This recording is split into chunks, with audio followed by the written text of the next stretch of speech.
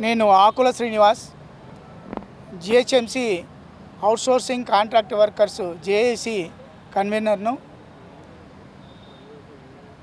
మేము జిహెచ్ఎంసిలో పనిచేస్తున్నటువంటి స్వీపింగ్ నుంచి వెళ్ళి మొదలు పెడితే ఎంటమాలజీ, వాటర్ వర్క్స్, ఇందులో మొత్తం జిహెచ్ఎంసిలో టోటల్గా అన్ని విభాగాలలో దాదాపుగా 25,000 మంది కాంట్రాక్ట్ అవుట్సోర్సింగ్ వర్కర్స్ ఉంటారు. వీళ్ళు గత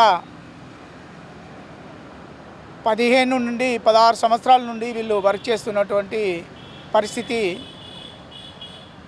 ఈరోజు అన్ని సమస్యలను, హైదరాబాద్కు వచ్చినటువంటి సమస్యలన్నిటినీ రూపుమాపడంలో వీళ్ళది ప్రధానమైనటువంటి పాత్ర. వరదలు వచ్చినప్పుడే కానీ, వానలు వచ్చినప్పుడే కానీ, ఏ సమయంలోనైనా కానీ, ఈవెన్ దో కోవిడ్ వచ్చిన పరిస్థితుల్లోనైతే ఎవ్వరు పోకున్నా కానీ వాళ్ళ శవాలను ఉపయోగిస్తే వీళ్ళే తీసుకుపోయి దహనం చేసినటువంటి పరిస్థితి. ఎవరు తీసుకుపోకపోతే, ఏ చెత్తనైనా, ఏ చెదారాన్నైనా, శవాన్నైనా తీసుకుపోకపోతే జిహెచ్ఎంసీలో తీసుకుపోతారు. జిహెచ్ఎంసీలు అంటే ఎవరో వచ్చి కాదు, ఈ కాంట్రాక్ట్ అవుట్ సోర్సింగ్ వర్కర్సే తీసుకుపోతారు. గత 2011లో మాత్రమే వీళ్లకు జీతాల ఎన్హాన్స్మెంట్ జరిగింది. ఆ తర్వాత గత ప్రభుత్వంలో ఏ రోజు కూడా ఈ అవుట్సోర్సింగ్ కార్మికులను బానిసల్లాగానే ఉపయోగించుకున్నారు తప్ప వీళ్లకు ఒరగబెట్టింది ఏమీ లేదు. ఇప్పుడు ప్రజాప్రభుత్వం వచ్చింది. ప్రజాప్రభుత్వంలో మా అందరూ జీవితాలు బాగుపడతాయని చెప్పి వీళ్ళ కలలు కంటున్నటువంటి పరిస్థితి. ఈరోజు జిహెచ్ఎంసీలో పనిచేస్తున్న సందర్భంలో కోవిడ్లో చాలామంది కాంట్రాక్ట్ అవుట్సోర్సింగ్ కార్మికులు చనిపోయినటువంటి పరిస్థితి ఉంది.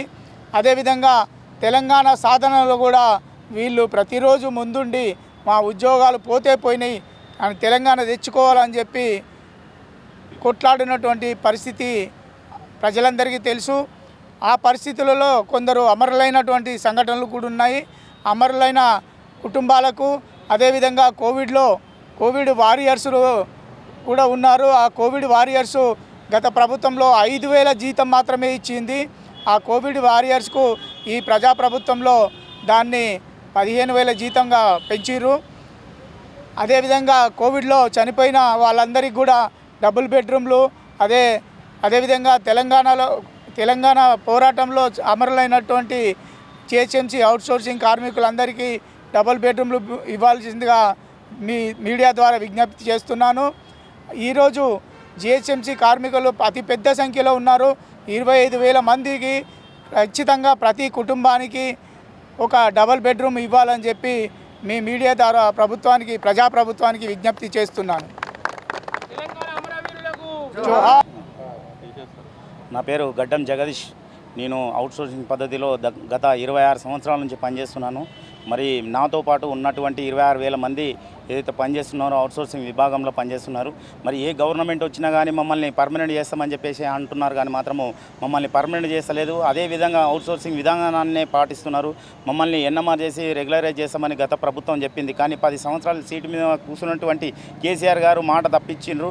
మరి ఇప్పుడైతే మేము కేసీఆర్ గారు కాకుండా మరి ఇప్పుడు రేవంత్ రెడ్డి గారు ముఖ్యమంత్రిగా ఉన్నారు. మరి మా సమస్యలు కూడా మేము ప్రగతి భవన్కి వెళ్ళి డిప్యూటీ సీఎం గారికి ఇవ్వడం జరిగింది. అదేవిధంగా సీఎం రేవంత్ రెడ్డి గారికి మా లిఖితపూర్వకంగా ఇచ్చినటువంటి కాపీలు కూడా ఉన్నాయి మా దగ్గర. మేము సీఎం గారికి కూడా మేము లెటర్లు ఇచ్చినాం. మేము ఒకటే చెప్తున్నాము, 26,000 మందికి మేమైతే ఉన్నామో మమ్మల్ని అందరినీ కూడా ఎన్ఎంఆర్ చేసి రెగ్యులరైజ్ చేయాలి. మరి అదేవిధంగా ఎన్నో సంవత్సరాల నుంచి పనిచేస్తున్న మరి ఇంటి కిరాయిలు ఎంతో ఉన్నాయి, స్కూల్ ఫీజులు ఉన్నాయి, కరెంటు బిల్లు, గసి బిల్లు ఇవన్నీ కూడా పెరుగుతూ ఉన్నాయి, కానీ మా జీతాలు మాత్రం పెరగట్లేదు.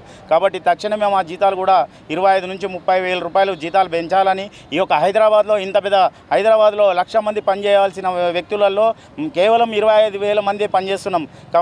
కాబట్టి వర్కర్లను కూడా పెంచాలి. మరి అదేవిధంగా జీతాలు పెంచాలి. అదేవిధంగా కార్మికులు కూడా కరోనా టైంలో ఎవరు బయటికి రాకపోతే జిహెచ్ఎంసీలో పనిచేసింది మేము ప్రతి ఒక్కరూ ప్రతి విభాగం నుంచి జిహెచ్ఎంసీలో పనిచేసినాం. మరి మాకు జీతాలు పెంచలేదు. అదేవిధంగా కరోనాలో కూడా చనిపోయిన వ్యక్తికి 1,00,000 రూపాయలు కూడా ఇవ్వలే. గవర్నమెంట్ మేము ఇస్తామని చెప్పి కేంద్ర ప్రభుత్వం చెప్పింది, అదేవిధంగా ఇక్కడ తెలంగాణలో ఉన్న రాష్ట్ర ప్రభుత్వం చెప్పింది. కానీ ఏ ఒక్క కరోనాలో చనిపోయిన వ్యక్తికి 1,00,000 రూపాయలు కూడా సాయం చేయలేదు. కాబట్టి ఆ యొక్క వాళ్ళకు చనిపోయిన వాళ్ళ లిస్టు కూడా మా దగ్గర ఉంది.